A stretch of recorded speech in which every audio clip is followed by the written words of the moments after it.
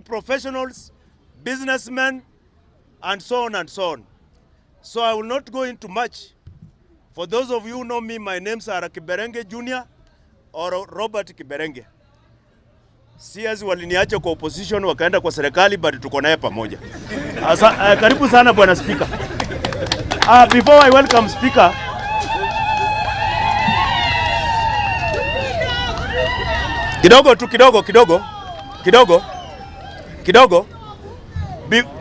before I welcome the speaker, I want to recognize the presence of Bunge la Wananchi President Francis Awino.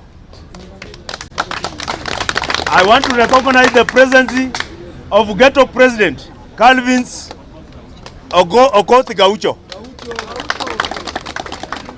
And now I want to recognize the presence of the Deputy President of Bunge la Wananchi, Bwana Morris Masiga.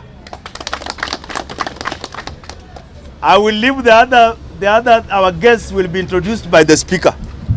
I want to recognize, sorry. I want to recognize the presence of our former president, Honorable Ababu Namwamba, ambaye yuko hapa. So nitaacha wale wengine ambao guests wameingia au watatambulishwa na speaker. Karibu sana bwana speaker. Haya, Bunge la Wananchi. Bunge la Wananchi. We will start this session by our national anthem, and then we will have a prayer from Christian fraternity and also the Muslim. So Isa Bakari and Jackton, as we sing for the national anthem.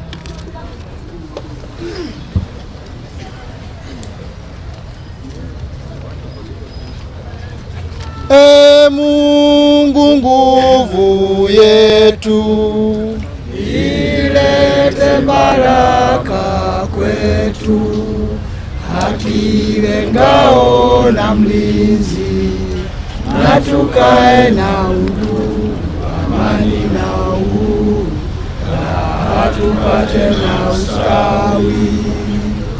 Thank you very much. Now Isa Bakari to lead us Muslim.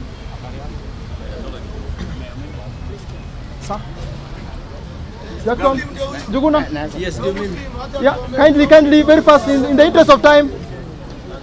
In the interest of time, let's have time. Christian? Yes. Come. So we'll start a Muslim or Christian. Come, Pandey.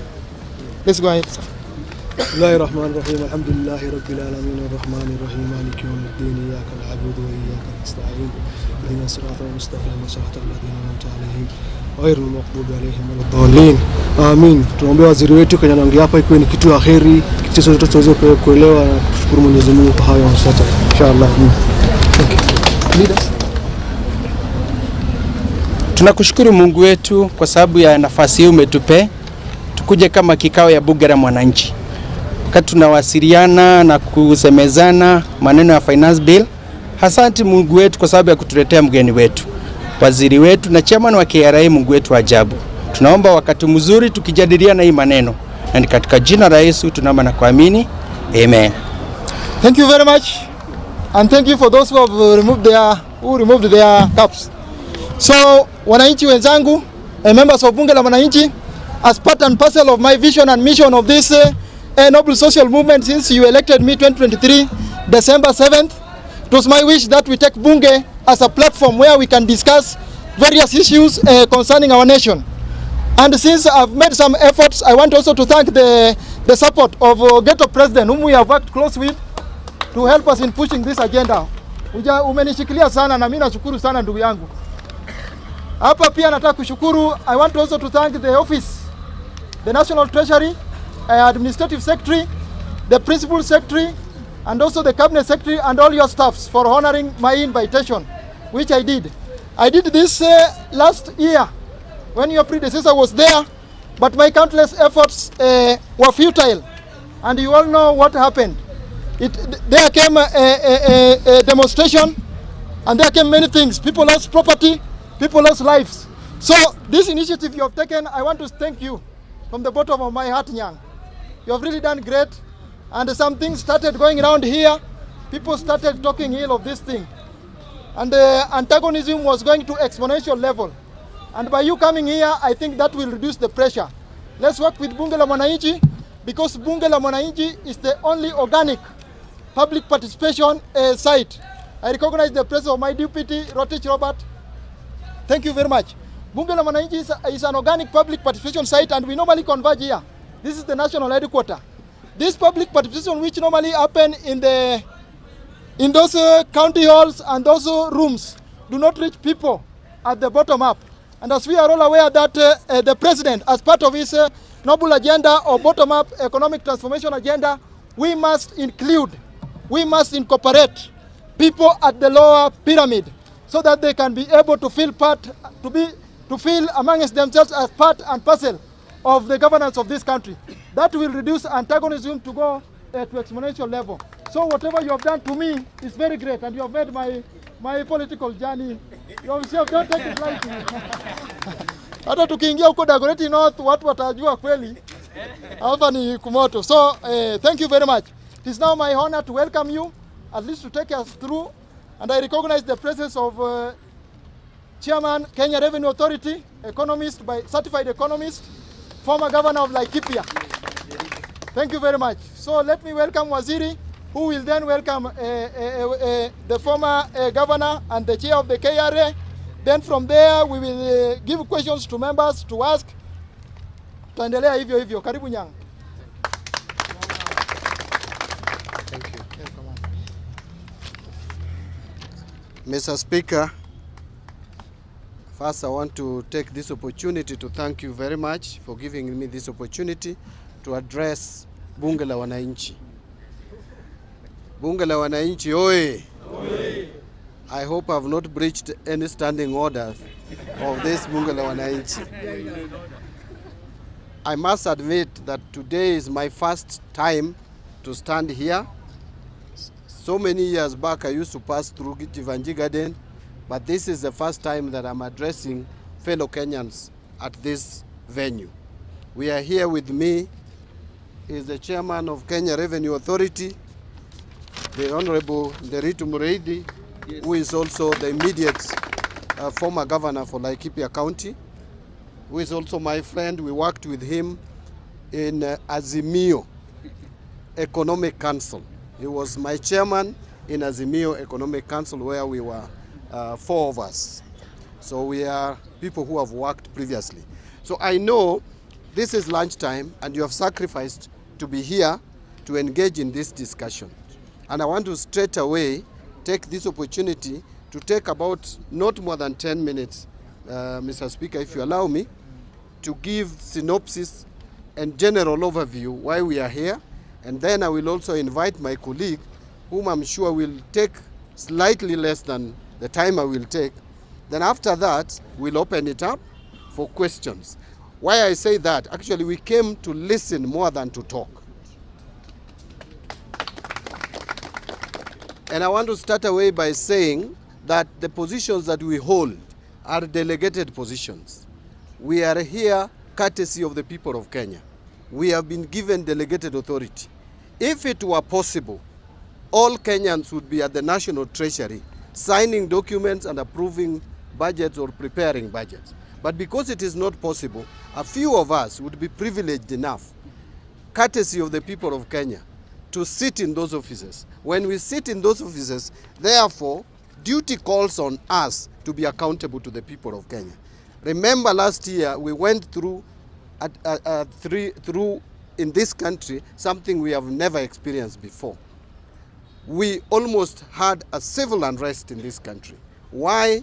Because there was perception among Kenyans that they were not being listened to, that nobody was prepared to give them a listening ear. We must do things differently. We must learn. We have learned. I have learned as the Cabinet Secretary in charge of National Treasury. That is why I have come here to engage with you early enough when the budgeting process is still at its very early stages, so that I can also hear from you a few things. Number one is what the Kenyans consider as priority in their lives. That is very important for us to inform the budgeting process. Number two is what are some of the challenges, especially in terms of taxation and tax measures. When you talk to Kenyans, now what is in the lips of everybody is that we are being overtaxed, and that the resources that we give the government, we don't see the value, that services are not being rendered. I want to engage you today to listen and hear from you. Apart from the challenges, apart from the problems, what do you believe would be the solutions to some of the challenges that we face as a country? Let me just take 2 or 3 minutes to break down a few things. When this government took over in 2022, there were a lot of challenges. One of them, and which is very critical, is the issue of public debt and the debt servicing costs. This government took over at a time when budget deficits, as per the budget estimates of 2022-23, was 925 billion shillings, which is almost $1 trillion. Imagine an economy like Kenya borrowing a quarter of its budget every year to finance its activities. Number two, this government took over when already the government was showing signs of defaulting in paying Eurobond. I'm sure you are aware of this, which almost caused economic meltdown in this country. The shilling traded to 160 per dollar because of the signals that was sent to the economy that the government was going to default. And so, and the window had been closed at that time. So that default, even though we avoided it, we must make sure, because going forward, some of you have heard me mention that Kenya, we will only have a breathing space between 2034 and 2048. Why do I say so? Because in 2027, there is going to be a Eurobond of 900 million to be paid in May, on May 22nd. That is the deadline. The following year, 2028, in February, 9 months later, we are paying another Eurobond, 1 billion, which was taken so many years back. Then, that is 2028. 2029 is 1.2. Then 2031, we have 1.5. And then 2034, we have another 1.2. So the only time that we don't have Eurobond to repay is between 2034 and 2048. As a country, if we are responsible in managing our finances, we cannot wait until 2027 to be able to retire or pay some of these debts. If we do so, it will send a wrong signal to the economy, and we will be back to where we were early last year. Let me mention the second thing. The second thing is, where are we now? Are we doing okay? The answer is no. We are not doing okay, but we are better than yesterday. Why do I say we are better than yesterday? There is this rating that has come out from the Moody's. Some people think ni mushene. This is not mushene. This is factual. But how was this informed? The credit rating is all about the ability of a country to repay its debts. And that can only be assessed from certain parameters, from certain fundamentals. The key fundamental is inflation rate. Our inflation rate has showed signs of coming down. It was 9.6 in October 2022. The prices were increasing. That is what we call inflation. The prices were increasing at the rate of 9.6%. That has come down now to 3.3%. That has given a good indicator to the market. The second one, and I want to move very quickly. The second one is, how does government borrow? What is the rate of interest? Remember, just a few months ago when I took over office, we were borrowing at 15.6%. The government was borrowing through treasury bills, the 91-day treasury bill. We were paying 15.6%. Today, as we speak, that has come down to 9.5%, below 10%, single digit for the first time. That has given good indicators that we can be able to borrow money cheaply to retire expensive loans. Because what we are doing with the domestic borrowing is we are borrowing to repay what we had. So if you are borrowing cheaply to repay an expensive loan, that is the only way you can get out of debt trap.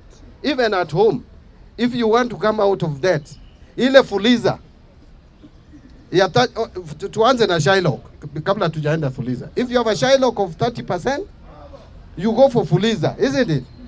Say Fuliza charges you 12%. If you find a friend who can give you the same amount and you only pay 5%, you will borrow that and pay Fuliza.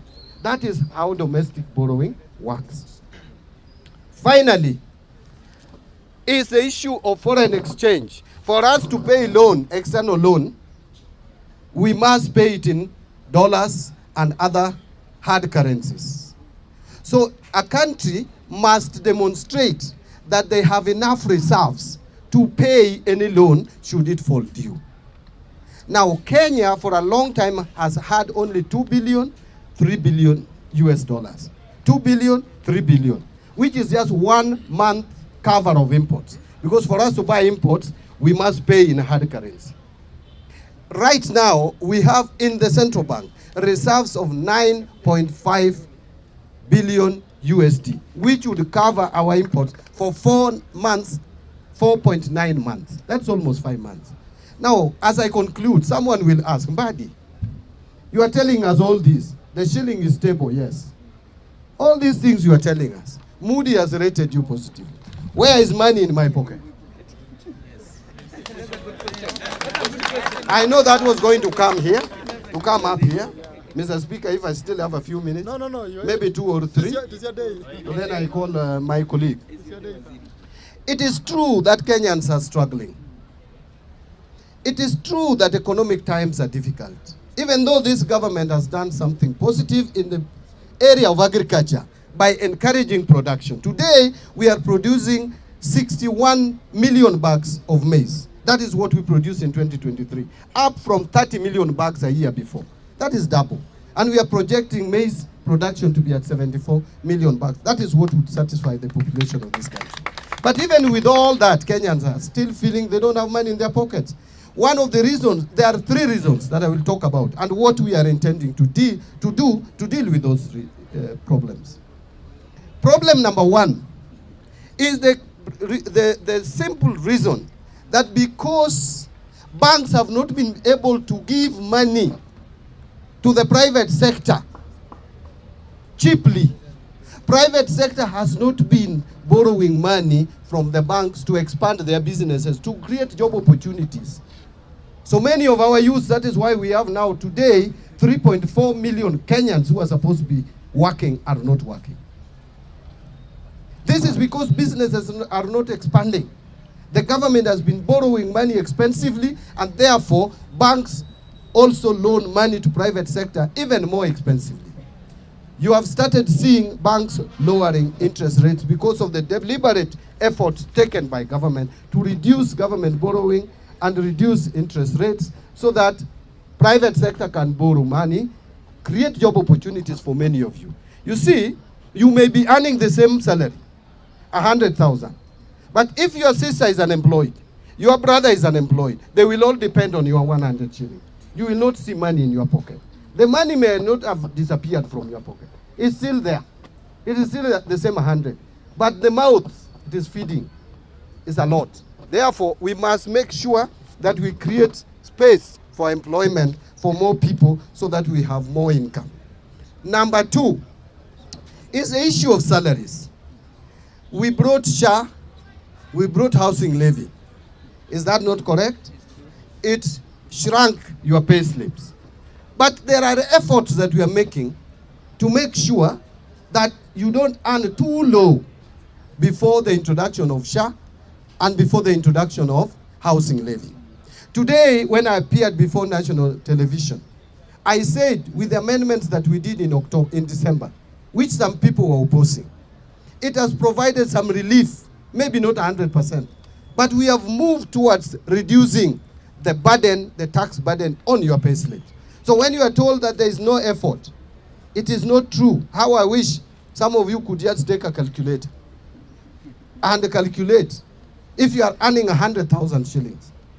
Before the amendments that we brought to Parliament, that 100,000 shillings, 4.25% was going to SHA and housing levy, which is 4,250. Now, with the amendments, that amount, the whole of it is not going to government. Because even if you earned that money, 30% was going to be taxed anyway. Today we are saying, if you contribute to SHA and you contribute to housing, the 4,250, it gives you tax relief of 30%. So what you are actually effectively paying is 70% of 4,250, which is 2,975. Now before SHA, there was NHIF, and you were paying 1,700 if you are earning 100,000. So if you remove that from 2,975, you remove 1,700, you remain with 1,275. So someone who is earning 100,000, the only amount you are losing now, which you are not losing before this administration came to power, is 1,275. I am not saying that that is not money. It is. But it is not as big as some people are trying to portray. Because of the amendments we brought. We also brought amendments that if now you retire or you are laid off and you are given your gratuity, it should not be taxed. Now you take your money and go home. Pension is now not taxable. Even if you retire, so long as you retire procedurally, money that you contribute to the health insurance scheme, post-retirement scheme, is also now giving you relief. So there are so many things we are trying to do, and we will do more. Finally,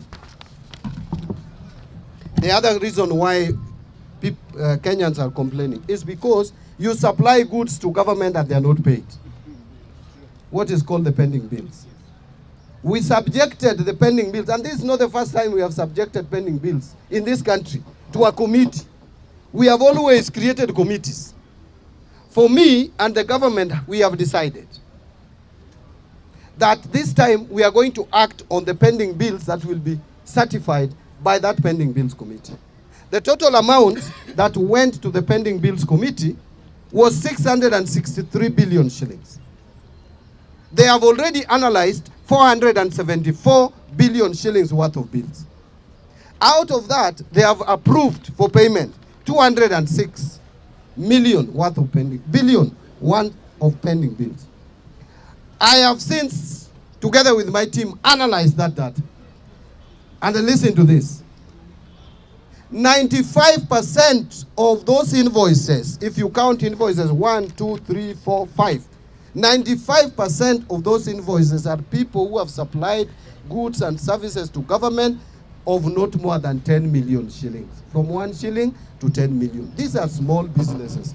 These are MSMEs.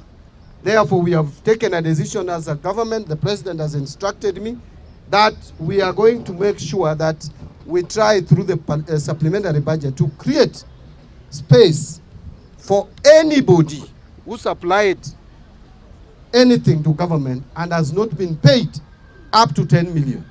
We pay all of them. These are small people. These are small businesses. So we want to pay all the people who have supplied up to 10 million. Then now the remaining amount, we will have to plan and prepare in the next budget how to pay off the pending bills. So those are the efforts. I wanted just to assure you and assure fellow Kenyans, as I listen to you when you are making your deliberations, that we have not reached where we want to be. But we are making deliberate efforts. Tunajaribu sana. Tumeweka mikakati, ninajaribu. And I'm being transparent and open.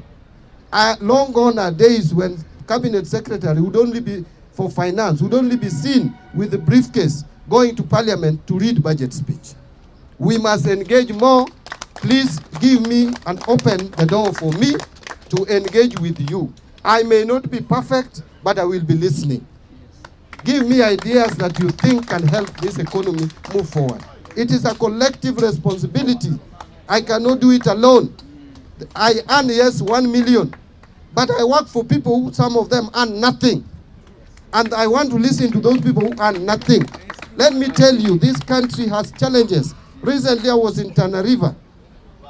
And in Tana River, I saw something I never believed, even though I also come from a marginalized area. Remember, since independence to date, the children of Oromo, or Orma, Pokomo, crossing the river to school, have been eaten by crocodiles for all these years.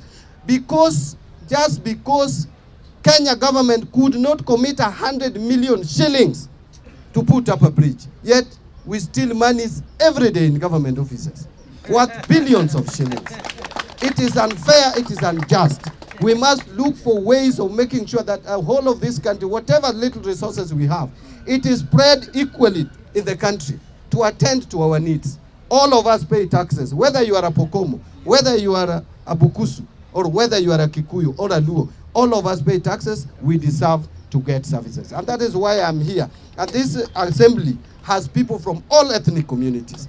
Let us speak openly, let us respect each other. I respect any opinion, however you put it. Just tell me what you think. Even if you think Mbadi ninafanya kazi bure sana, National Treasury, tell me so that I may consider whether to resign or to continue with my work. Otherwise, let me take this opportunity and invite Governor Murithi to come and give us. He is going to focus a little bit on revenue collection. Yes. Yeah, I want him to be more strategic and focus there. Then now we open it up to you to give your views. Then we will again respond. I can't just disappear without responding. Sawa sawa. Asante. Asante sana.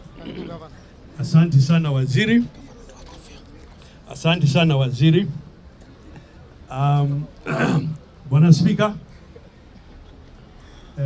yetu President, President wa Bunge la Wananchi, kiongozi wa mpinzani wa Bunge la Wananchi.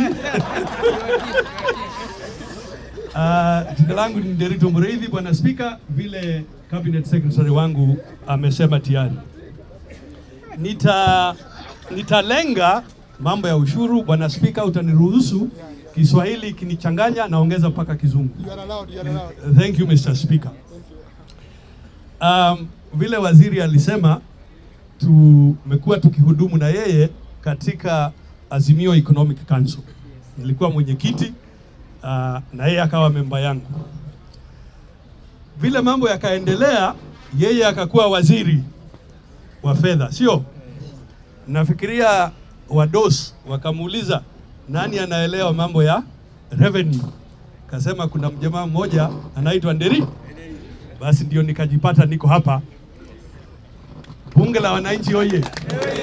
Asanteni. Waziri akanieleza hivi. Wakenya wako na bidii sana. Hata ukiangalia wakati wa COVID, Wakenya kweli waliweka bidii na wakatoa ushuru mpaka target iliyokuwa imewekwa wakati huo wa COVID. Akanieleza Wakenya wanaweka bidii. Hata wakati unaona tunakorogana, unaona bado Wakenya ni watiifu, wanafanya juhudi, responsibility yao. Kwa mfano ukiangalia hata hii huduma namba, utaona okay, tulikuwa tu vuta ni kuvute kidogo, lakini takriban Wakenya milioni 35 wakajiwasilisha. Ukaona hata hii mambo ya health insurance ambaye kidogo tena tukawa na vuta ni kuvute, utakuta pia takriban Wakenya milioni 18.8 wamejiwasilisha. Kwa hivyo waziri akanieleza, nataka uone kwamba Wakenya, niseme kwa kimombo kidogo, Kenyans, the vast majority of Kenyans pay tax or comply voluntarily. Sio lazima ati hata uwakumbushe, they do it voluntarily. Mujipigie makofi wa Kenya wenzangu. That is the vast majority of Kenyans. Kunao wachache ambao pengine inafaa uwakumbushe. Particularly if you make it easier for them to pay. Na kuna idadi ndogo zaidi, maybe 1% or less, ambao wanasema tuwatafute. So kwa hivyo waziri akaniambia, huwezi kuwa na strategy moja kwa hawa Wakenya wote. Wakenya wengi wanataka kulipa ushuru, taking their responsibility seriously. Kwa hivyo juhudi ya shirika la KRA is to make it easy to simplify taxation, make it easy for the citizen to pay. Mnakubaliana na sisi tufanye hivyo? La pili, na kwa sababu tumekuwa na waziri bunge kuanzia bunge la 10 nafikiria, yeah, from about 10th parliament. Now, yes, the thing is this, Kenyans, bunge la wananchi, I tell you, the most honorable thing is when a country is able to finance itself. That is the most honorable thing. Self-reliance is the true, I would say, measure of patriotism. Na waziri wangu tayari amesema, kwa hivyo sina haja ati nirudie. But when he asked me, nenda kazi, it is that sisi wa Kenya, we value kuweza kujitegemea kama wa Kenya, kuendesha maendeleo yetu. Sio lazima ati kila wakati waziri au rais ama wakuu wengine wa serikali lazima watembee duniani kutafuta kuomba. Sio? So the value of a self-funding nation as our source of pride as Kenyans. So waziri na wakuu wengine mpaka rais mwenyewe wakanieleza hivi, ukiangalia vile waziri amesema, wale wako na payslip, tuseme wakiwa wengi sana ni takriban 3 milioni. Kwa hivyo waziri akanieleza, jameni, lazima tuwe na mpangilio mwafaka wa kuhakikisha kwamba Wakenya wengi iwezekanavyo wanashiriki kufanya nini? Kulipa ushuru. Hiyo ndio tunasema kwa kimombo expansion of tax base. Sasa swali ni, njia ni ipi? Which is the way of expanding the tax base? Now, zamani, ukifikiria kizamani, kulikuwa kwamba formal and informal sector. Lakini in today's economy, we must move beyond the idea of formal or informal. What we should look at is Kenyans in the way they are doing their businesses and make it easy for all of them kushiriki katika ujenzi wa taifa. Kwa hivyo, shirika letu la KRA, mambo mawili. Mwanzo, mesikia tayari that we are moving from a revenue, an authority to a service organization. Kwa sababu tunataka wewe kama customer wetu, we must be focused on your needs and how to make it easier for you to undertake your responsibility of building Kenya. That is why tunalenga kutumia teknolojia. That the way to make it easy for you, sio kwamba ukuje upige mstari. La, ni kwamba wakati wowote ukiwa na juhudi fulani unahitaji kutekeleza, you can use technology, and that should be sufficient without requiring you to do manual systems kama zamani. Kwa hivyo yale ndiyo tunalenga. Nimalize nikisema hivi. Obviously, tukiwa Wakenya wengi ambaye tunashiriki, ile Mkenya mmoja anaulizwa alipe, si itafanya nini? Itapungua. Bunge la wananchi oye. Bunge mashinani. Nguvu mashinani. Bunge la wananchi. Nguvu mashinani. Nauliza hivi, ikiwa sisi zote wa Kenya tunashiriki, si ile rate tunalipishwa mmoja wetu itapungua? Si itapungua? Bas, na hiyo ndio utaratibu tungependa tuendelee nayo. Mimi tutakuwa hapa na waziri, tuwasikize, mtuongeze mawaidha, mtuulize maswali. Waziri vile amesema, hata kama pengine mnaona kuna mahali kashida, mnasema. Wajua rais wa zamani alikuwa anasema hivyo, mnasema. Kwa hivyo basi, tuzungumze kwa pamoja. Asanteni sana. Shukran, Bwana Speaker. Thank you very much. I think so far so good. We are in the right trajectory in discussing the issues of today, and especially the finance bill. Now we will open the floor for questions. I will commence by inviting the Secretary General of Bunge la Wananchi and the custodian Issa Bakari to pose your questions.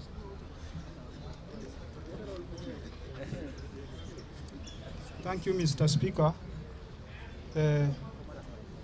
Mimi ningependa kuuliza Bwana Waziri, as far as public participation is concerned, tungependa kujua ni mikakati gani ambapo mumeweka so that the common mwananchi hapa chini yeye pia anaweza kuwa na usemi na decision making ambao mnafanya pale juu. Thank you very much, Secretary General. Now may I get one from the opposition leader, Bunge la Wananchi National. Bunge power. I am the remaining Wamalo Kijana and the representative of Raila in Bunge because he's the face of opposition. Tangu Gaucha ingie kwa serikali, siku hizi anavaa soft leather, Oxford. Waziri, umesema hapa kuhusu things like austerity measures, kupunguza expenditure ya serikali, ndo at least watu wapate nafuu. But juzi in the media, we saw that your office had allocated some hundreds of millions for members of the cabinet to be flying around. And it was actually a scandal in the papers that you and the other expert, Opio and I, are the flying experts.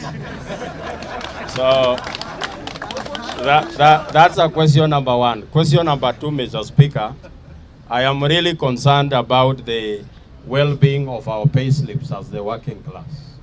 Because the rumor has it that the NSSF will go up and the VAT and so forth. So we will need you to address how are you going to stop or reduce the raid on our pay slips. Thank you very much. I'm the opposition leader, Joachim. Thank you very much, Joachim. Third question will come from CPA Kiberenge. Kindly let us save time and let us be precise, okay? Thank you, honorable members and CS John Mbadi. I want to pose this question to the CS, that the shareable revenue for counties for financial year 2024-2025 was 410 billion Kenya shillings. In this projected finance policy, the CS is allocating to counties shareable revenue 405 billion. And if you read, you will see that it will progressively reduce. This 410 billion is 9% of the total budget. And if you read it, it will progressively reduce. In 2026-2027, it will reduce to 8.7. 2027-2028, it will reduce to 8.2. So, CPA John Mbadi, Bwana CS, don't you think you will go down in our history as the CS who came to kill devolution by reducing resources to devolution? Thank you. Thank you very much, CPA Kiberenge. Is Mike around? Mike, voice of trained members of Bunge la Wananchi, chairperson. Mike? Just be there. Just be there. Okay. Let us save time, kindly.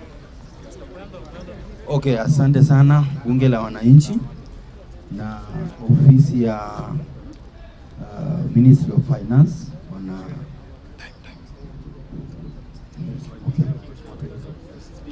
Okay, ofisi ya Finance Ministry, tunashukuru sana kama Bunge la Wananchi. Tumekuwa tukiuliza swali mingi na leo tunashukuru umefika kusikiza. Go to question kindly. Okay, nilikuwa nauliza, kuna wakati watu walikuwa naambiwa wa form groups alafu waungane wapate certificates za groups. Wakishapata certificates alafu kuna pesa yenye watakuwa napewa wanaanzisha nayo biashara. So ninataka kuuliza Bwana CS, hiyo mipango imefika wapi na tutasaidikaje? Chairperson, Bunge la Wananchi electoral body, Marco Londe. Kindly order members. There is a protocol here. Bunge la Wananchi. Bunge la Wananchi. Kwa majina ni Makolonde, member and former official wa Bunge. All protocol observed. I'll go direct to the question. I'm also a policy and governance researcher. So I took time and I interacted with the plan. And I saw a similarity between it and FDR's the New Deal. And if you look at FDR New Deal, you realize that there are 3 R's. But unfortunately in Kenya, we are only pursuing the 2 R's. The first R was recovery of the economy. And as the CS has rightly said, if you look at the microeconomics, they are improving and the economy is improving. The second R was reforming the financial sector. And I'm glad the chair of KRA is here. And you can confirm that they are trying to expand the tax base and reform the financial sector so that we don't go back to where we are. Now the problem is the third R, relief for the unemployed and the poor. You find that when it comes to that, for 2 years down the line, there's nothing that is really being done to reduce or mitigate the kind of lives that the poor are living. Now, in maths, they normally say, because we were here with Gaucho and the rest, when we were actually demonstrating cost of living. If you look at the numbers, the cost of living has reduced. We have to admit that.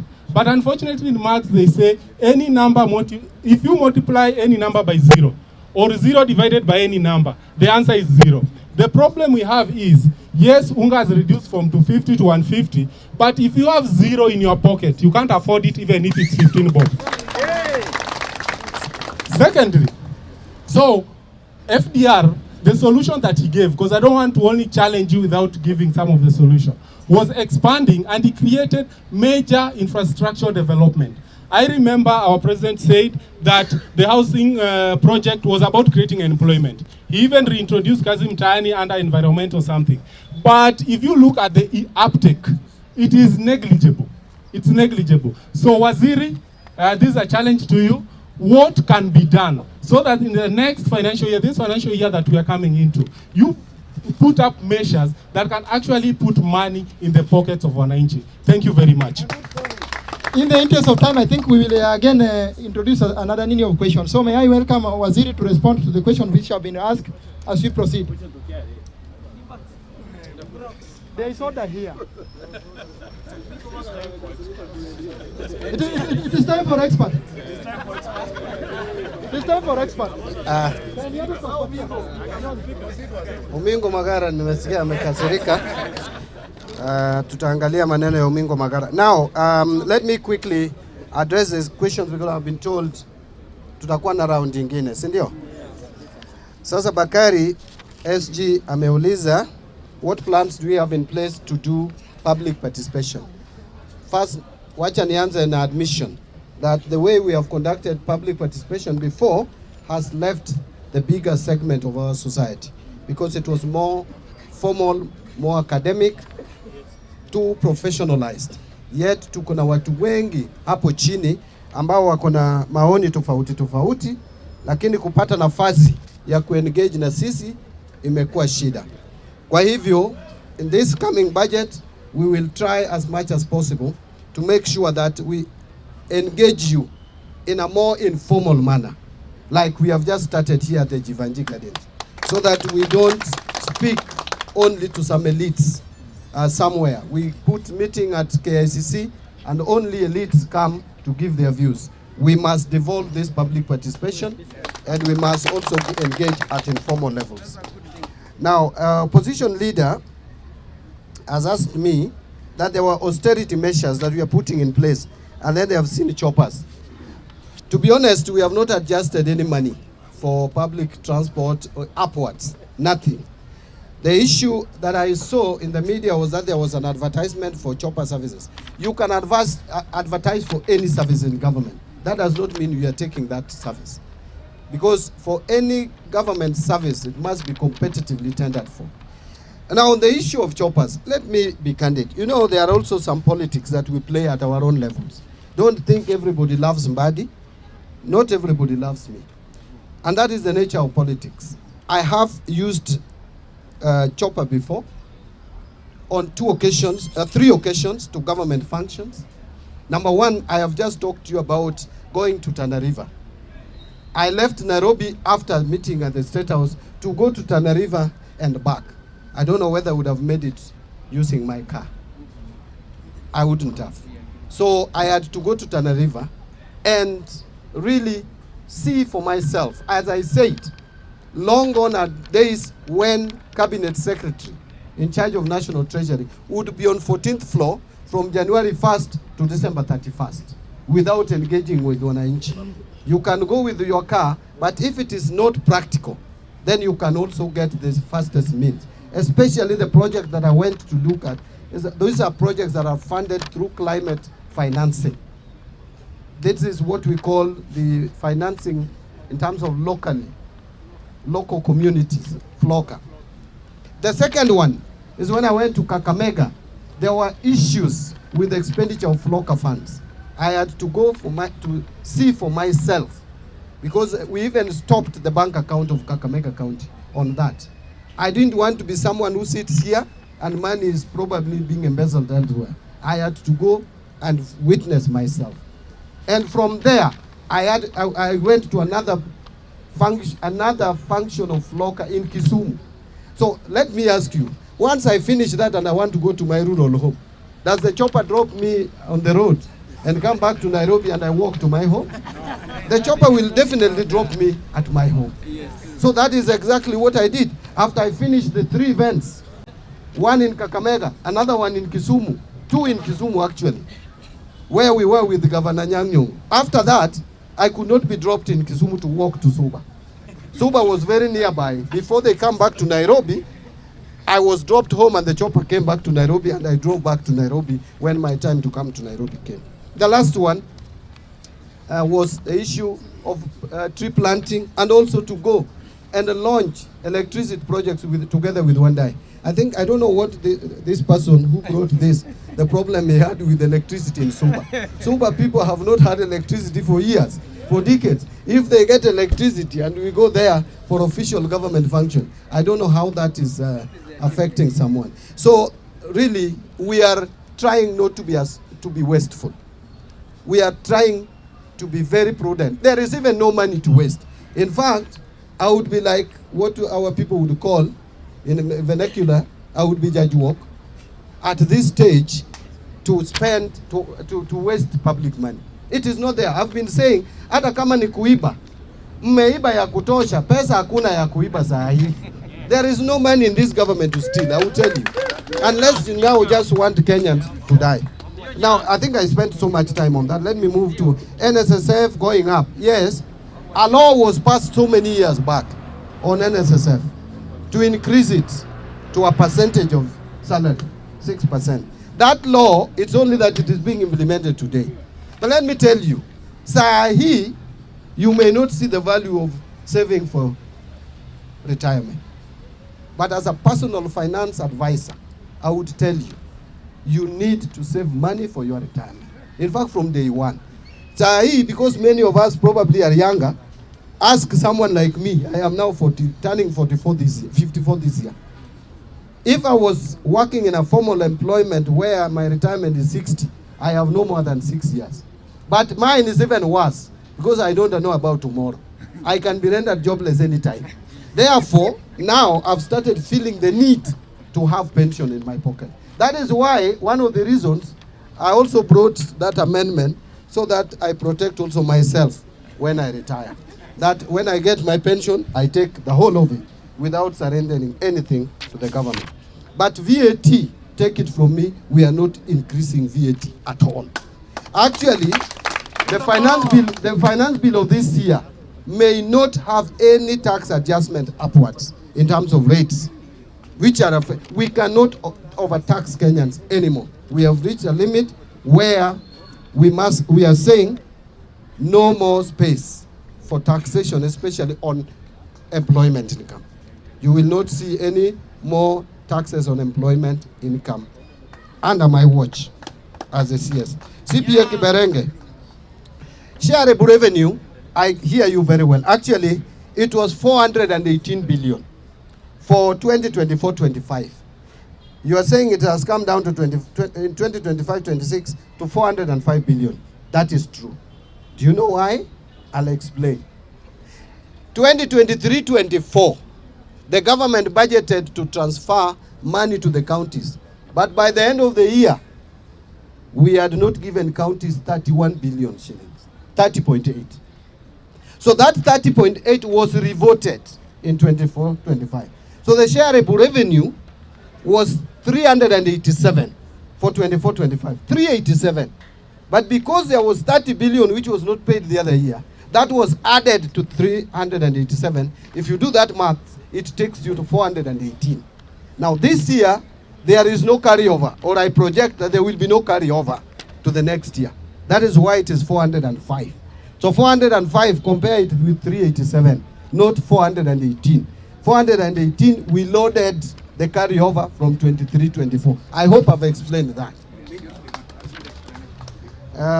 So I am not killing devolution. I'm a student of devolution. Remember, I am chaired Orange Democratic Movement Party for over 10 years. Party that believes in devolution from morning to evening. I would be the last person to go to Treasury and fight devolution. Ask governors. They will tell you if there is a friend of devolution whom they have experienced. It is John Mbadi. Since I came there, I have made sure that their money that goes to counties is released. And we started releasing even before the law was passed in Parliament to share revenue. So I am a supporter, a strong defender of devolution. Mike, I will take up this and discuss with the CS in charge of MSMEs, because his proposals on what to fund come from line ministries. So money that is meant for giving to groups should come through that ministry. I think Makolande, you have talked about 3 Rs, and I agree with you that reform, the recovery of the economy we are trying to do. Reforms in the financial sector, yes, we are trying to do that. In fact, we are implementing e-procurement to date, which has eluded us for years. We want to delink procurement officers from procurement process, remove human influence, so that people can see, you can tender in a more transparent manner. That will save us a lot. But then you asked the relief to the employed. Yes, we must do much more. One of the reliefs to the unemployed is to employ them, not to give them money, not to give them stipends. That should be the last resort. Even in the US, they only give stipends to people who are not able to get jobs. So we must make sure that people get jobs. We must expand the job space. You can only expand the job space by targeting those sectors which can create meaningful and reasonable jobs. Apart from the housing, which is ongoing, we need to work on manufacturing sector. We must now actualize this value addition. The agriculture sector, the leather industry, the apparel that industry, we have the tea sector, we have coffee sector, all these sectors, and we must make them appealing to the younger generation, the Gen Zs. You know, Gen Zs will not go to the garden the traditional way, to the shambas the way we used to. So you have to make agriculture and farm work more appealing. And that is what the government is going to work on in the coming budget, to align it to agriculture, to align it to construction and, mining industry. There were only two sectors which shrank or contracted in last year, which have slowed our economic growth. One is mining and minerals. The second one is construction. Construction is because of the stalled roads projects. And also because the private sector is not able to get money from the banks, and therefore we have slowdown in construction of houses from the private sector. From the public sector, yes, we have seen a surge. Now we must give money to mining ministry, which is under Joho, and we must give money also to the contractors, the road contractors, and we must lower interest rates so that private sector can borrow money and get back to work. I think I have only one more to address. We wanted to know about tax evasion. Tax? Because we might not get the mic to talk. Tax evasion. We understand there are families that have evaded tax since Kenya was created. We want to know what you're doing about it. Without targeting specific families, because that will really be political. Yes, that will be political. I don't want to get there, but I will tell you Kenyans, a lot of Kenyans, and very rich ones, are evading taxes. You know, and the doctors will forgive me. Let me tell you, even some of the doctors who treat us, they look at your mouth like this, whether your teeth is well arranged, and you pay thousands. Do you know personal income tax coming from such people is the lowest? Is the lowest. But again, it is shouting arrest. But if you mechanize, if you militarize tax collection, you will not realize your objective. So what we are saying is the starting point is to have a system. And the chairman is here. They are developing a system how to see. In fact, I've been saying we will be seeing you wherever you are. We see you, then we call you for a conversation. Yeah. We have already seen you. You are not paying some taxes. Can you tell us the plan how you have with us to pay it? But I would agree with you. There is a lot of tax evasion in this country, and people who should be paying taxes. It may be some families, some other families, and other families, and other families. And if we are honest with ourselves, some of us come from families where they own rental houses. Rental income is the most abused. Only 17% of what we should collect, we are collecting. So some of you, including myself, who have rental income, please do soul searching. Do soul searching. After hizo Mbadi houses, you have do soul searching. Are you paying us? Are you paying us the tax? You know how much should be taxed, isn't it?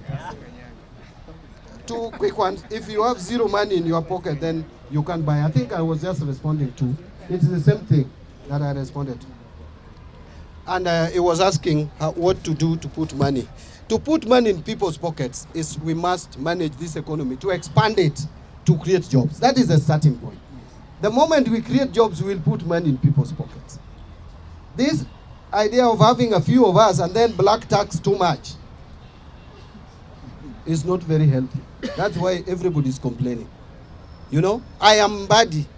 If I personally, I can feel the pressure, and I'm earning about $1 million, and I feel the pressure.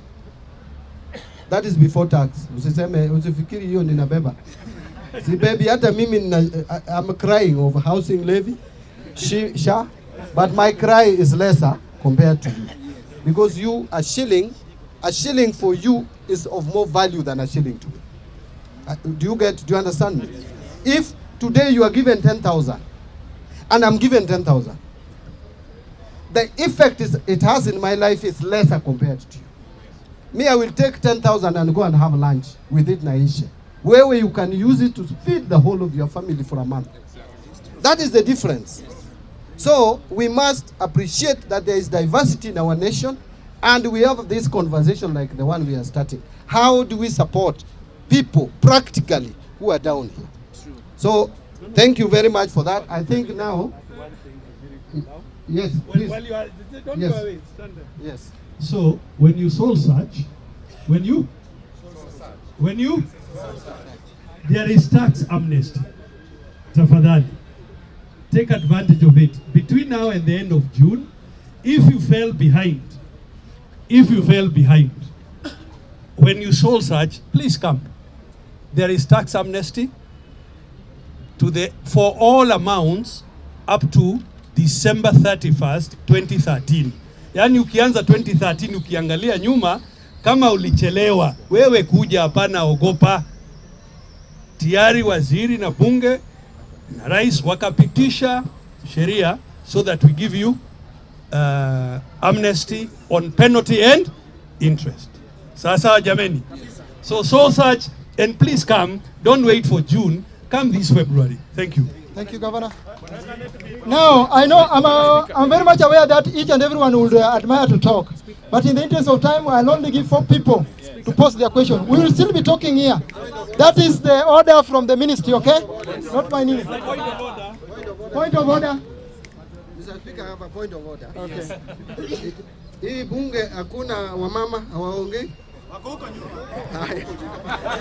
Akina mama wako. Any lady there? Good. Karibu mama.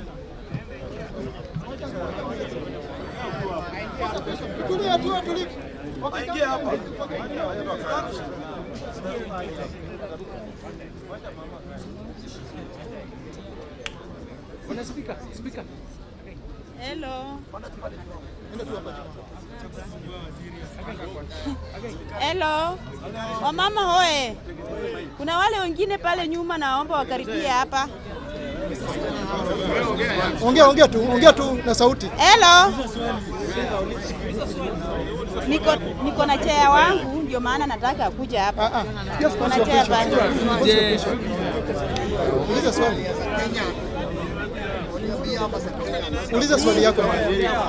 Mimi naweza uliza hivi. Tulikuwa tunaambiwa wakati tunapiga kura, kwa nini ya kura, tulikuwa tunaambiwa tutasaidiwa mambo na biashara nini, sijawahi ona. Sasa hiyo tutasaidiwa aje kama wamama? Yeah. Waziri anasema mambo ya MSME watasaidika namna gani pale machinani? Hiyo ndio sista yangu anauliza. Please, order tafadhali.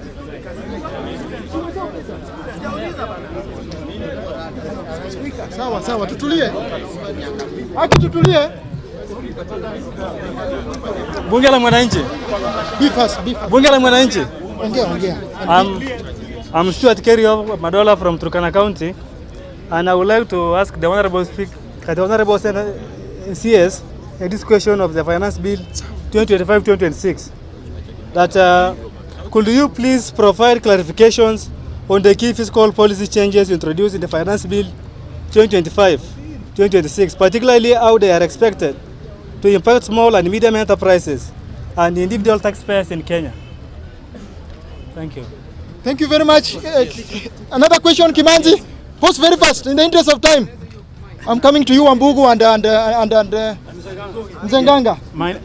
My name is Kimanzi. Congratulations, Mr. Waziri na Chairman KRA. Question moja. We have seen that the macroeconomics have improved. The indicators are there. I am asking, what is the Treasury doing to make sure that the micro realities, connect? Because people don't have money in their pockets. Money is not in circulation. And until someone feels that they have the purchasing power, Bwana Waziri, they will not feel like the economy is working for them. So, for the grassroots, or those we call home economy, household economy, how are you going to make sure that the structural barriers are removed so that the money is in circulation, so that everybody can feel like they can eat what they want, when they want, and with whom they want? Thank you, Mr. Speaker. Achola, what is your question? Very fast. Kidogo, I'll give you time, sir. Achola, in the interest of time. Asante sana. Very fast. Swali yangu ni kuhusu waste management. Waste management imekuwa kazi sana kwa sisi watu wa chini sana. Kwa mfano waziri amesema mambo ya kusaidia vijana waingie kwa agriculture. Kuna wale kwa waste management. Waziri, kuna regulation imewekwa na NEMA. Wanalipisha 80,000 na from 40,000. Na sasa sisi wenye tulikuwa kwa hiyo biashara tumeshindwa kulipa hizo licenses. Inabidi tuondoke. Ndio wale watu wako kama Mr. Green is a big player kwa hiyo industry na yeye analipa 100,000. Na unapata sasa yeye kama anaweza lipa 100,000 anaenda mpaka pale mashinani kwa zile kazi kidogo tulikuwa tunafanya, hata kwa kanisa anachukua waste. Zile sisi tulikuwa tunachukua. Sasa tunapata zile kazi hatuwezi pata, tunajificha na we would like to participate in financial inclusion. So hiyo legality tafadhali. Ganga in 30 seconds tafadhali. Swali. Mimi swali yangu ni moja. Inaitwa Salim Ganga. Ile swali yangu ni moja. Kwa wale ambao wanafanya kazi, wanakatwa mambo ya SHA na SHIP na wanakatwa housing. Je, ule ambaye mke wake anafanya kazi, wanawasili na yeye mwenyewe anafanya kazi. Kwa hiyo bibi yangu, mke wangu amekatwa pesa na mimi nimekatwa pesa. Sasa au mke wangu atapewa nyumba yake na mimi nipewe nyumba yangu ama itakuwa namna gani? Swali la pili ambaye inahusu SHA. Mimi naweza kuwa nafanya kazi na government of Kenya na nilikuwa ninalipa insurance katika Jubilee Insurance. Ninalipianga insurance kila wakati. Na government of Kenya imeleta policy, wewe ukiwa kama waziri, imeleta policy kwamba kutakuwa na kitu inaitwa nini? hii mambo ya insurance ambayo amekuja ya SHA na SHIF. Je, kama ninakatwa hii na bado nalipa ingine, hii sasa itakuwa inasaidia nini? Ama itakuwa ni njia moja ya wizi ambayo namaliza naye? Naomba Bwana Speaker niulize tu swali ya mwisho. Je, watu wale ambaye wamekuwa corrupt na wapatikana mambo ya pesa na unasikia kwamba kesi yao imeahirishwa kila wakati, imeahirishwa kwa miaka na miaka, kwa nini kama waziri na tulikuwa Azimio na wewe ukijua kama tunapiga corruption kwa nguvu sana, kwa nini hujachukua hatua? Wowote ambaye amepatikana na hatua ya wizi achukuliwe hatua immediately na vitu zake anyang'anywe zote, iwe vunzo kwa wengine. Thank you very much. One question from University of Nairobi student. Asibabu. Okay, good afternoon. I'm Joel Alo from the University of Nairobi. I'm a student leader. I got a question. There have been discrepancies on the disbursement of the new funding model. Okay, there have been discrepancies on the disbursement of the new funding model. Because there was the new funding model came in place to replace the old funding model. And you find today the students, we marched to the anniversary towers to question on the disbursement of the funds. We find that only a quarter of the students have received the funds. So we wanted to know, tell Waziri to explain us on how the disbursement is being done. Thank you very much. Former President, retired but not tired. Thank you, Bwana Waziri. My name is John Makababu. I only have one question. One, Bwana Waziri, yesterday we were watching Citizen Live, and the Minister of Environment, who is Mr. Ndwale, was asked Mr. Waziri, how much took the State House renovation? Is it 10 billion or 2 billion?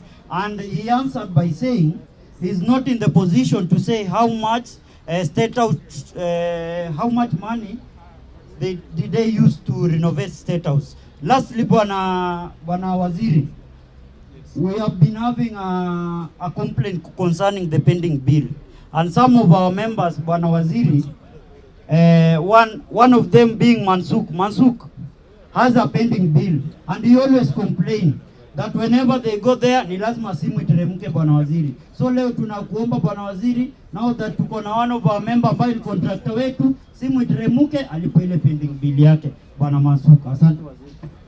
Thank you. Unasemaje? Asante sana Bwana Waziri. Kwa majina mimi naitwa Willis Mboga. Sorry. Kwa majina mimi naitwa Willis Mboga, Chairman People's Assembly and incoming MP for Machoge Church constituency. Question. Kama chairman nilikuwa nimefungiwa kidogo, lakini wacha niongee. Number 1, Bwana Waziri, iko kitu inatuumiza kama wa Kenya. Eurobond is a big issue in this country. As much as the government is saying going to pay the Eurobond, what we want, number 1, tuko na kesi mahakamani. Statement ya Eurobond haionekani. Hii Eurobond, who is this pocketing the Kenyan money? Tunataka kujua Bwana Waziri, hii Eurobond iweke kwa mitandao na tuelewe kabisa. Haya, swali la pili kwa KRA chairman. Last year part 1 tulikuwa na issue ya employment hapo KRA. Ukienda huko iko hapo KRA iko issues na mambo na employment. Number 2, the issue of business intelligence katika KRA wanatuangusha kwa sababu iko watu hii Kenya hawalipi ushuru. Bwana chairman, nataka uchukue fursa ukikaa kwa board uulize director wa intelligence atuambie what is he doing or she doing to ensure there is no tax evasion in this country, because all of us must pay tax as per the laws of this land. Thank you, Waziri, now you can respond. We'll come to you. We'll come to you, sir. Thank you, Mr. Speaker. Bunge la Wananchi oye! Bunge la Wananchi oye! Haya, very quickly, maswali ambaye yanahusiana na KRA.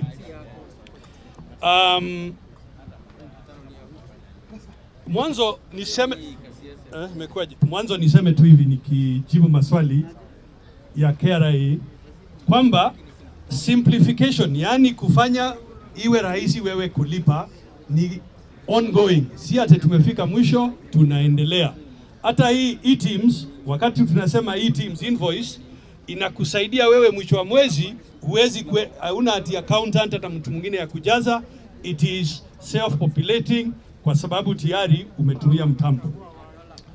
Kuhusu employment in KRA, tulikuwa na kesi kotini ambayo ilisema tusimamishe kwanza employment, tukaendelea na kesi, tukafika mwisho. Kwa hivyo shirika itaendelea na kazi yake vile ilikuwa imetarajiwa. Kuhusu business intelligence, niseme tu hivi kwamba tunaweka bidii kuongezea kutumia mitambo, kuongezea kuwa na uhusiano na wewe ukiwa customer wetu katika KRA.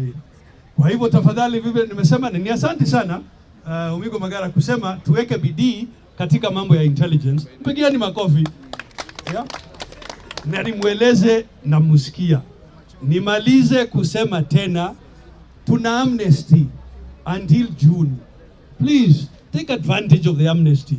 Kama ulichelewa, kwa mfano watu wa rent, simukuje tu. Yeah, so that we agree, you pay, and the penalties and interest are waived. Sio ni sawa sawa? Thank you, Waziri. Jameni, hata makofi. Asante sana. Bunge la Wananchi. Wanabunge hoya. Wanabunge hoya. Nataka kuwashukuru sana Mr. Delito Moreithi. He's my governor, by the way. Oh, thank you. And he supported my brother 2022, 2023. We don't have time. So thank you very much. So mine is very simple and I will be very fast. I'm Francis Awino. I'm the current Bunge la Wananchi president. And I want to ask one question. Tumesikia waziri akisema corruption, watu wameibia Kenya, hadi Kenya hakuna kitu ya kuibiwa. Ukienda kwa magazetini last week, tuliona Kena, Kura na Kera, they are the biggest institutions zenye zimelead kwa corruption kwa hii country. Nataka kuuliza waziri vipi? Kabla hawa watu walipwe pesa inatokanga treasury. Yeye ndio huwa na sign hizi pesa ziende zikaibiwa na wenye wanaiba kwa hizo maofisi. Anafanyanga nini ku make sure pesa zikienda hazitaenda kuibiwa? Swali la pili. Namalizia. Swali la pili. This is a historical moment to this Bunge la Wananchi, because we have two former presidents. We have Gaucho, I appreciate you so much, and we have and still we are marking a start of public participation this year. So tunauliza waziri vipi? Venye Mungu amemuongelesha ama wenye walimuongelesha kama Hagai akaamua kuja Bunge la Wananchi leo. Sisi ndio tuko kwa ground. Wanaongelelea mambo ya public participation na pia wanaongelelea mambo ya job creation. Hawa wanaume wote ukiwagawa, uchukota wanaume watano. Waende the other 46 counties. Wakifanya mambo ya public participation, utakuwa umecreate kazi kwa wananchi na kwa wanabunge, na hawa wanabunge hawatakuwa gonjesa zenye unaenda nyumbani wa kupiga ngeta, kwa sababu watakuwa na kitu kwa mfuko yao ya kwenda kununulia watoto wao chakula. Asanteni sana. Mungu abariki Kenya na Mungu awabariki wote. Karibu. Asante Bwana Speaker. Huyo delegate wa nafikiria ni Nyahururu amesema kuhusu ufisadi. Nilikuwa niseme tu niongeze, katika shirika letu tuko na mtandao anonymous, so you can report anonymously. Ni moja anonymously, meaning haitajulikana ni wewe umesema. Inaitwa iWhistle. Utaipata kwa mtandao iWhistle. Mwaka jana mlitupasha habari mara 833, 833 reports that led us to recover 4.23 billion. Tuwekeni bidii jameni. Thank you, Mr. Speaker. I think now we are winding up. There is a friend of mine who also came with us here, Morocco Mjat. Ebu wakuone. You know Baba while you are away. Thank you. Asante sana. Asante. So, I think there is this question around MSMEs. And one of us talked about MSMEs and the micro and micro realities. It is true what we have been talking about is a disconnect between macro figures and micro, what really is in your pocket. And I think this is a a topic I have talked about a lot, but I will not tire from repeating that there are a number of reasons why we have these challenges. I have just told you that we are going to make sure that we pay all the pending bills to the MSMEs. That is one way of giving them capacity to move on.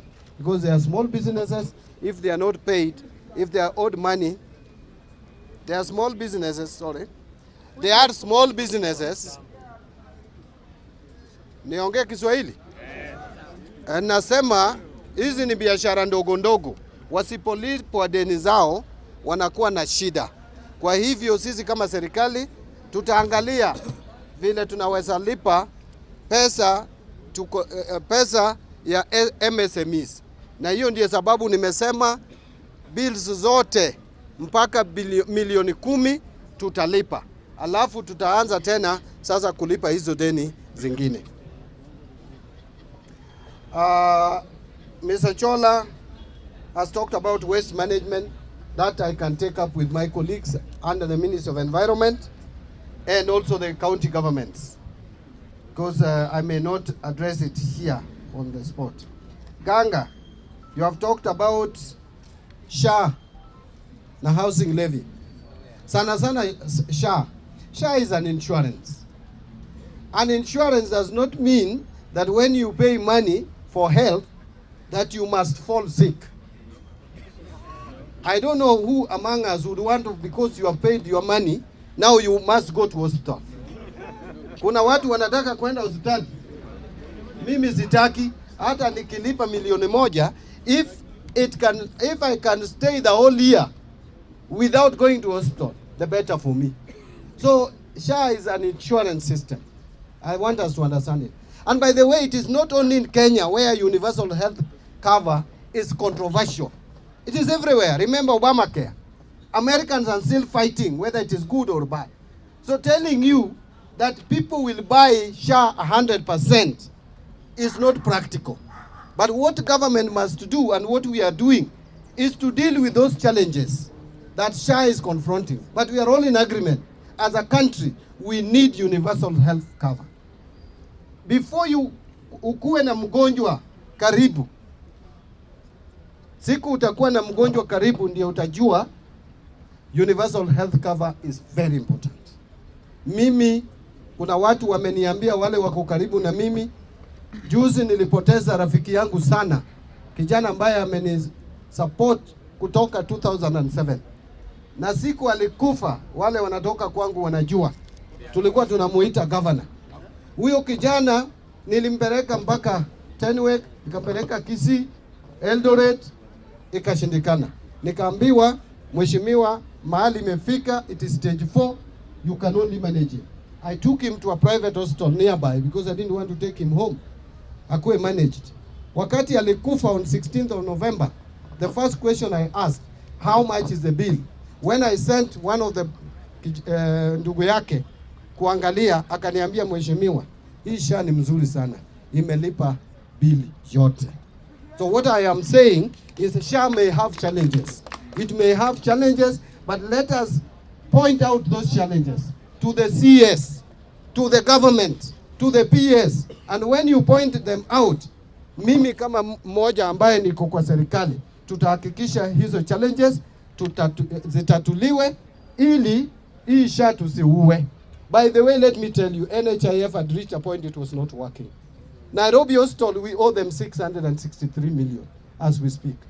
It is not sustainable. So this system may not be perfect, but we are improving it. You just need to give us space. I wish I had time, I would have told you another story, and you would have agreed with me that it is important. Corrupt individuals, yes, whose cases are being pushed left, right, and center. You know, that is the problem with democracy.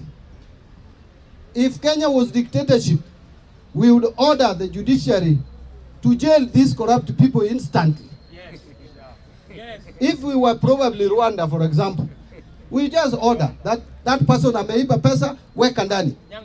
But the problem is that we have embraced a democracy with 3 arms of government. There is executive, there is parliament or legislature, and we have judiciary. We have no powers over the judiciary. What we can do is to come up with some legislation I think there was a legislation which had recommended that corruption cases should not take more than 6 months. That we may need to revive. But the government has already brought a legislation in parliament which I think should be cleared through mediation, the witness protection. So that ukiona Mbadi anaiba, uende upeleke hiyo ujumbe and you will be protected. We need that very urgently. Finally, I don't know whether it's the final one, the university student. Yes, it is true that there are challenges facing the new funding model. I don't know where that my brother is. Yeah, my brother, you know, when you talk, I feel very pained. Those who know my story know, if I didn't get opportunity to go to school, I would not be standing before you here. But my going to school was serious problem. If government of Kenya could have failed to pay my school fees at the university, singekuwa hapa siku ya leo. Kwa hivyo, as government, we need to support the needy students. The problem is we have been paying fees at the university, even for children of ministers.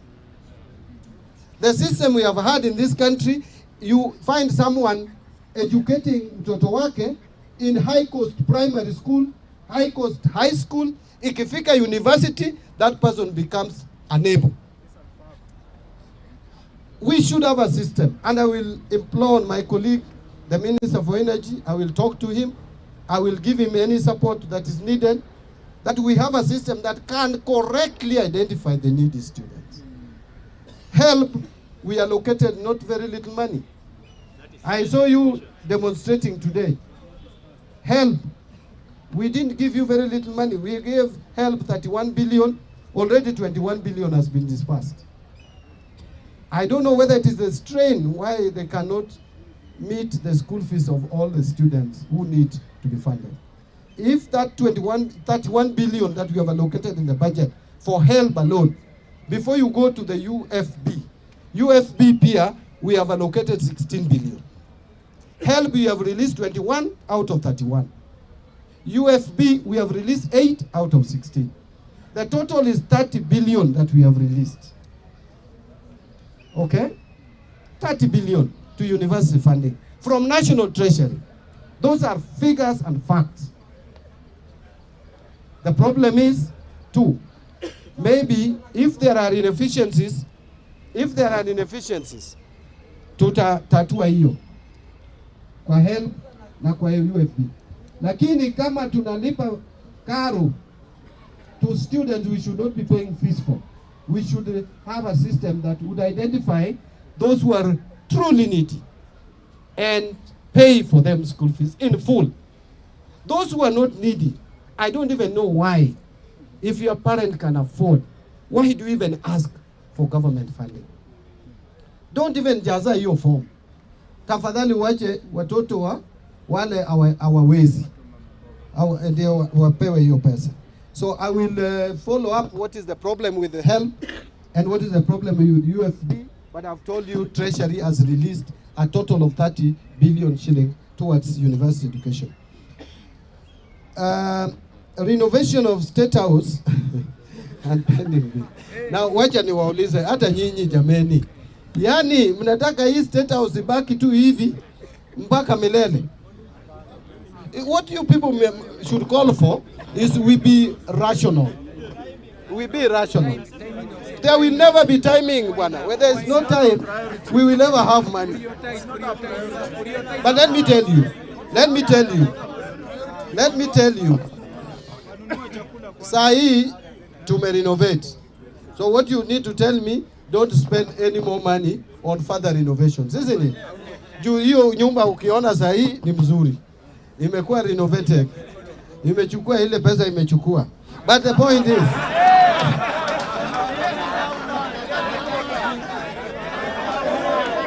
Hello?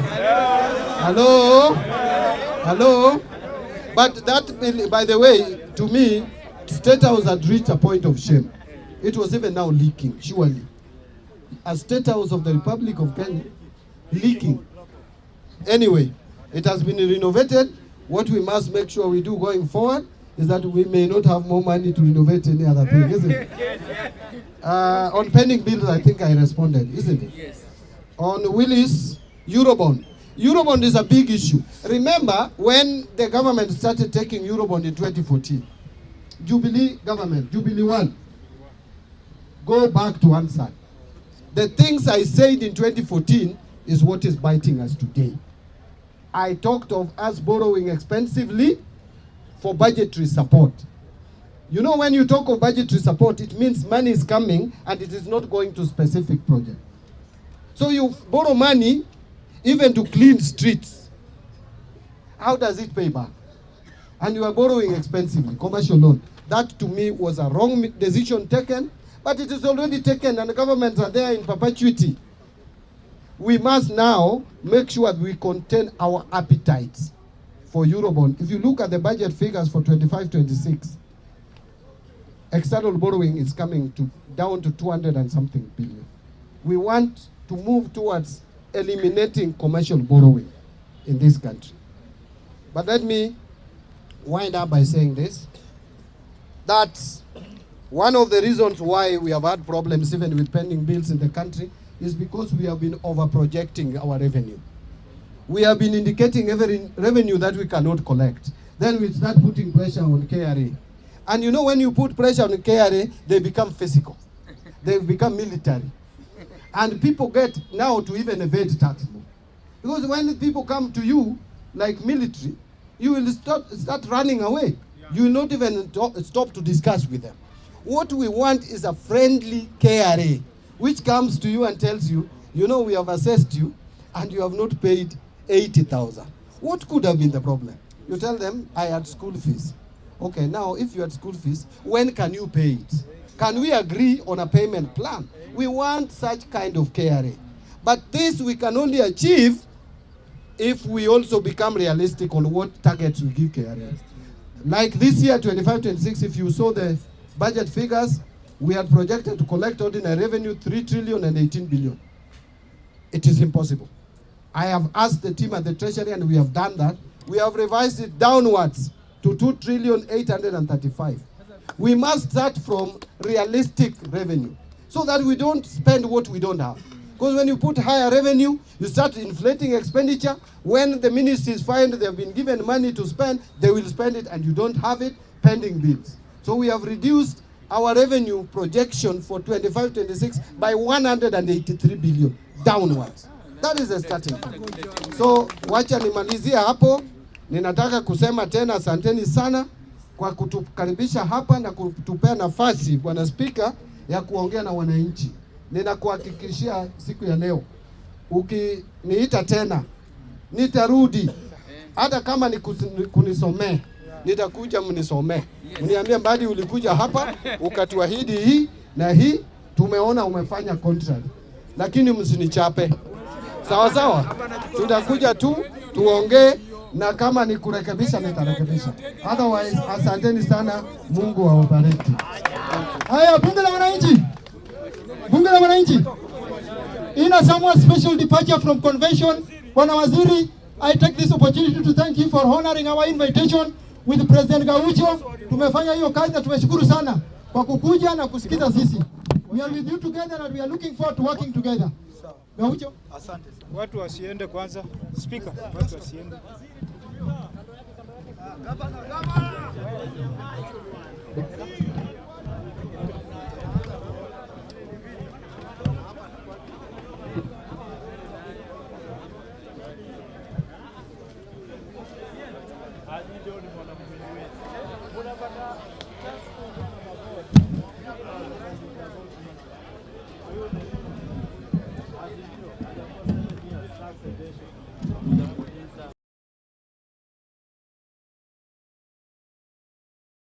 Has released a total of 30 billion shilling towards university education. Renovation of State House. Renovation of State House. And pending. Now, wacha niwaulize hata nyinyi jameni. Yani, mnataka hii State House ibaki tu hivi mpaka milele. What you people should call for is we be rational. we be rational. There will never be timing, bwana. Where there is no time, we will never have money. But let me tell you, Sahi to renovate. So what you need to tell me, don't spend any more money on further renovations, isn't it? Juu hiyo nyumba ukiona sahi ni mzuri. Imekuwa renovated.